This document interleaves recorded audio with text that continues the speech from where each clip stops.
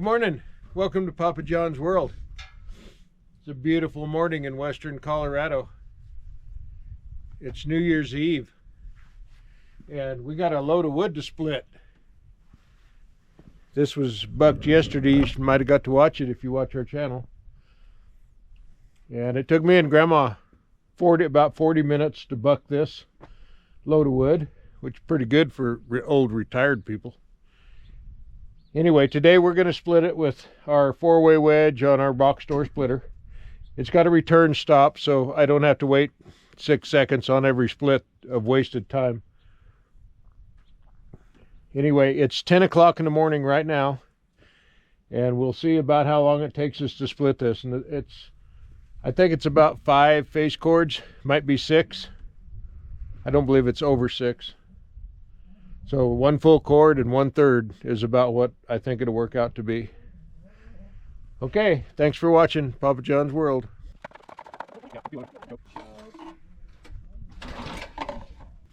It's my quick attach return stop.